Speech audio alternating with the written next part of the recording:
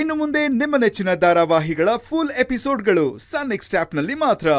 ಪೂಜಾ ಪೂಜಾ ಅತ್ತೆ ಬೇಗ ಬಾ.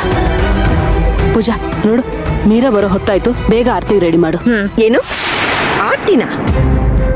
ಅಲ್ಲ ಕಲ್ಪನಾ, ಅರ್ಜುನ್ಗೆ ಅಸಿಸ್ಟೆಂಟ್ ಆಗಿ ಬರೋಳ್ಗೆ ಆರ್ತಿ ಎಲ್ಲ ಯಾಕೆ ಮಾಡ್ಬೇಕು? ರೀ, ಮೀರಾ ಬರೀ ಅರ್ಜುನ್ಗೆ ಅಸಿಸ್ಟೆಂಟ್ ಅಲ್ಲ, ನನ್ನ ಫ್ರೆಂಡ್ ಮಗಳು. ಅದಕ್ಕೆ ಅವಳನ್ನ ಆರ್ತಿ ಮಾಡಿ ಒಳಗೆ ಕರ್ಕೊಳ್ಳೋಣ ಅಂತ. ನೀನ್ ಹೋಗಿ ಆರ್ತಿ ರೆಡಿ ಮಾಡು, ಹೋಗು. ಸರಿ ಅತ್ತೆ. ಸರ್ ನಿಧಾನ.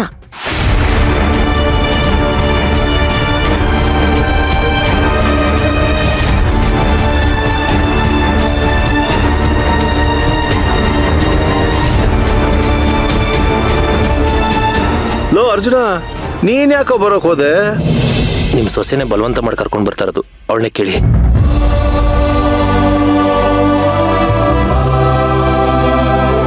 ಅಲ್ಲಮ್ಮ ಸೇವಂತಿ, ನೀನ್ ಯಾಕಮ್ಮ ಅವನ್ನ ಕರ್ಕೊಂಡ್ ಬಂದೆ? ಅಯ್ಯೋ ಮಾವ, ನಾನು ಶಾಲಿನಿಗೆ ಫೋನ್ ಮಾಡಿದ್ದೆ. ಅವಳು ಆಲ್ರೆಡಿ ಹೊರಟಿದ್ದಾಳೆ, ಇನ್ನೇನ್ ಬಂದ್ಬಿಡ್ಬಹುದು ಅನ್ಸುತ್ತೆ. ಅವಳು ಬಂದಾಗ ಇವ್ ರೂಮಲ್ಲಿ ಕೂತಿದ್ರೆ ಏನ್ ಚೆನ್ನಾಗಿರುತ್ತೆ ಹೇಳಿ.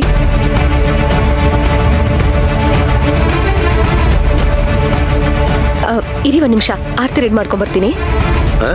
ಏನ ಆರ್ತಿನ? ಇದೇನೋ ಇದು? ಇವಳು ಆರ್ತಿ ರೆಡಿ ಮಾಡ್ಕೊಂಡ್ ಬರ್ತೀನಿ ಅಂತ ಹೋಗ್ತಿದ್ದಾಳೆ. ಅದೇ ನನ್ಗೂ ಗೊತ್ತಾಗ್ತಿಲ್ಲಮ್ಮ.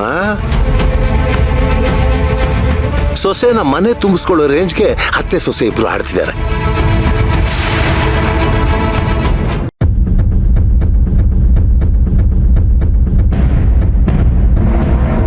ಏನಿದು, ಎಲ್ರು ಹಾಲಲ್ಲಿ ಸೇರ್ಕೊಂಡ್ಬಿಟ್ಟಿದ್ದೀರಾ? ಇರಪ್ಪ, ವಿಷಯ ಇದೆ. ಇಲ್ಲೊಂದು ದೊಡ್ಡ ಕಾಂಪಿಟೇಷನ್ ನಡೀತಿದೆ. ಕಾಂಪಿಟೇಷನ್? ಸೇವಂತಿ ಅವಳು ಕರೆಸ್ತಿರೋ ಶಾಲಿನಿನೇ ಅರ್ಜುನ್ಗೆ ಅಸಿಸ್ಟೆಂಟ್ ಆಗ್ಬೇಕು ಅಂತ.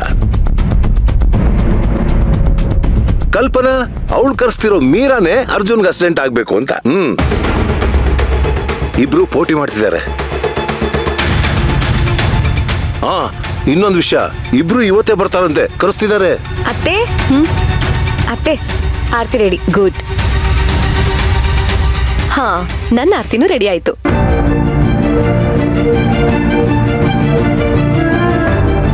ಅರೆ ಏನಿದು ಅರ್ಜುನ್, ನೀನೇನ್ ಇಬ್ಬಿಬ್ರನ್ನ ಇಂಟರ್ವ್ಯೂ ತಗೋತಿದ್ಯಾ? ಮೀರಾಗೆ ಯಾವ ಇಂಟರ್ವ್ಯೂ ಅಗತ್ಯನೂ ಇಲ್ಲ. ಅವಳು ಲಾನ ಚೆನ್ನಾಗಿ ಪ್ರಾಕ್ಟೀಸ್ ಮಾಡಿದಾಳೆ. ಬರೀ ಲಾ ಓದ್ಬಿಟ್ರೆ ಸಾಕಾಗೋದಿಲ್ಲ ಅತ್ತೆ. ನಮ್ ಶಾಲಿನಿ ಥರ ಜೀವನಕ್ಕೆ ಬೇಕಾಗಿರೋ ಬೇರೆ ಬೇರೆ ಗುಣಗಳು ತುಂಬಾ ಮುಖ್ಯ ಆಗತ್ತೆ, ಗೊತ್ತಾ?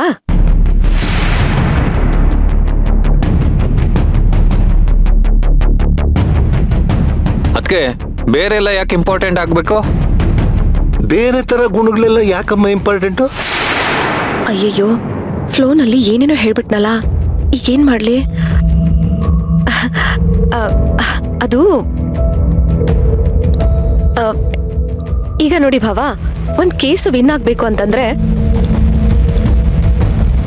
ತಾಳ್ಮೆ, ಬುದ್ಧಿವಂತಿಕೆ, ಈ ತರ ಏನೇನೋ ಇಂಪಾರ್ಟೆಂಟ್ ಆಗುತ್ತೆ ಅಲ್ವಾ? ಅದೆಲ್ಲ ಒಬ್ಬ ಅಸಿಸ್ಟೆಂಟ್ಗೂ ಇರ್ಬೇಕಲ್ವಾ? ಸೊ ಹಾಗಾಗಿ ನಾನು ಹಾಗೆ ಹೇಳಿದೆ ಅಷ್ಟೇ.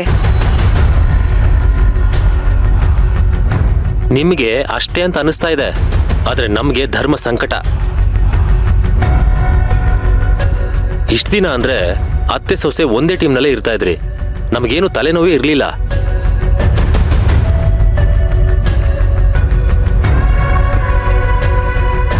ಆದ್ರೆ ಈಗ ಈ ಅಸಿಸ್ಟೆಂಟ್ನ ಅಪಾಯಿಂಟ್ ಮಾಡ್ಕೊಳ್ಳೋ ವಿಷಯದಲ್ಲಿ ಇಬ್ರು ಬೇರೆ ಬೇರೆ ಟೀಮ್ ಆಗ್ಬಿಟ್ಟಿದ್ದೀರಾ.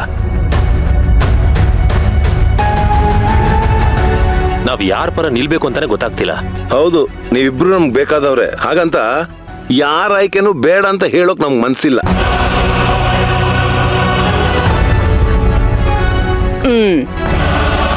ಅದಕ್ಕೆ ಚೆನ್ನಾಗಿ ಯೋಚನೆ ಮಾಡಿ ನಾನೊಂದು ತೀರ್ಮಾನಕ್ಕೆ ಬಂದಿದ್ದೀನಿ.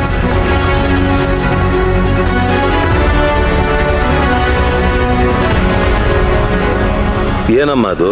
ಈಗ ನಮ್ ಕಲ್ಪನಾ ಸೆಲೆಕ್ಟ್ ಮಾಡಿರೋ ಹುಡುಗಿನೇ ಅವಳು ನಮ್ಮ ಅರ್ಜುನ್ಗೆ ಅಸಿಸ್ಟೆಂಟ್ ಆಗಿ ಬರ್ಲಿ.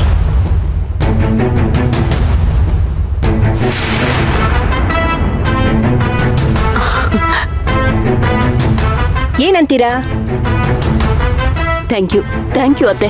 ಕೊನೆಗೂ ನೀವು ನನ್ನ ಮನಸ್ಸನ್ನ ಅರ್ಥ ಮಾಡ್ಕೊಂಡ್ರಲ್ಲ. ನೀವೆಲ್ಲಿ ಸೇವಂತಿ ಪರನೇ ನಿಲ್ತೀರಾ, ನನ್ನನ್ನ ಕಡೆಗಣಿಸ್ತೀರಾ ಅಂತ ಅನ್ಕೊಂಡ್ಬಿಟ್ಟಿದೆ. ಥ್ಯಾಂಕ್ ಯು ಅತ್ತೆ. ಆಂಟಿ, ಈ ನಿಮ್ ಋಣನ ನಾನು ಯಾವತ್ತೂ ಮರೆಯಲ್ಲ. ಇರು ಇರು, ನನ್ ಮಾತಿನ್ನೂ ಮುಗ್ದಿಲ್ಲ. ಅರ್ಜುನ್ಗೆ ನೀನ್ ನೋಡಿರ ಮೀರಾ ಅಸ್ಟೆಂಟ್ ಆಗ್ಲಿ.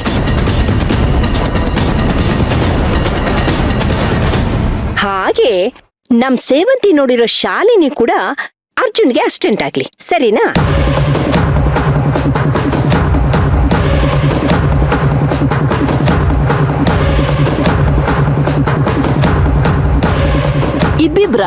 ಇಬ್ಬಿಬ್ರಾ? ಹೌದು. ಒಬ್ಳೆ ಸಾಕು ಅನ್ನೋದಕ್ಕೆ ಬರ್ತಿರೋರೇನು ಈ ಮನೆ ಸೊಸೆ ಆಗಲ್ವಲ್ಲ.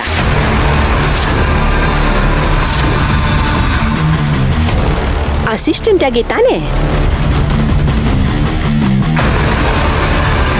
ಹೌದು ಅರ್ಜುನ್ಗೆ ಇಬ್ರು ಅಸಿಸ್ಟೆಂಟ್ ಬಂದ್ರೆ ಅವನೇನು ಬೇಜಾರ್ ಮಾಡ್ಕೊಳ್ಳಲ್ಲ ಬಿಡು. ಎಕ್ಸ್ಟ್ರಾ ಸ್ಯಾಲ್ರಿ ಕೊಡ್ಬೇಕಾಗತ್ತಲ್ವೇನೋ? ಅದೇನ್ ಪರವಾಗಿಲ್ಲ ಬಿಡಿ ಅಜ್ಜಿ.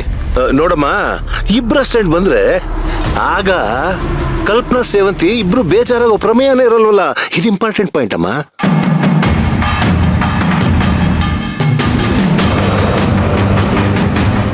ಸರಿ, ಈ ಡೀಲು ನಿಮ್ಮಿಬ್ರಿಗೂ ಓಕೆನಾ?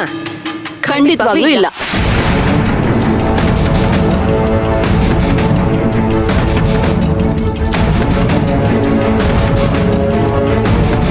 ಯಾಕೆ ಒಪ್ಗೆ ಇಲ್ಲ?